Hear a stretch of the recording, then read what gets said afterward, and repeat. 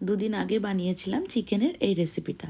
চিকেনের ঝোল হোক বা কষা হোক খেতে তো ভালোই লাগে, কিন্তু ভাবলাম একটু অন্যরকম করে বানাই। তো চলো সেটাই তোমাদের সাথে শেয়ার করি। প্রথমে চিকেনটাকে ম্যারিনেট করে নেবো। টক দই, আদা বাটা, রসুন বাটা, নুন, হলুদ, গোলমরিচের গুঁড়ো আর একটু কাসুরি মেথি দিয়ে ভালো করে মাখিয়ে ফ্রিজে রেখে দেবো 3 থেকে 4 ঘন্টা। যদি তোমরা ওভারনাইট রাখতে পারো তো আরও ভালো।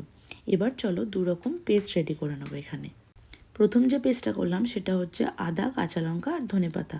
আর পরের পেস্টটা হচ্ছে কাজু আর টমেটো। টমেটো বড় হলে একটা আর মিডিয়াম সাইজে হলে দুটো। তারপরে দেখো সাদা তেলে চিকেনটা একটু লাল লাল করে ভেজে নিলাম। তারপরে এখানে আমি দুটো পেঁয়াজ নিয়েছি মিডিয়াম সাইজের, কুচি করে কেটে নিয়েছি। পেঁয়াজটা লাল লাল করে ভেজে নিলাম। তারপরে রসুন বাটা আর ওই টমেটো কাজু বাটা পেস্টটা দিয়ে দিলাম। সমস্ত গুঁড়ো মশলা দিয়ে ভালো করে মশলাটা কষিয়ে নিতে হবে। তারপরে সমস্ত চিকেন দিয়ে মিক্স করে ঢাকা দিয়ে দেবো 10 মিনিটের জন্য। এখানে কোনো জল ব্যবহার আমি করব না এখন।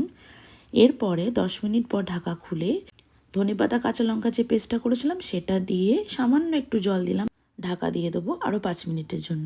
দারুণ খেতে হয়েছিল, তোমরা একবার ট্রাই করে দেখতে পারো আর আমাকে কমেন্ট করে জানিও।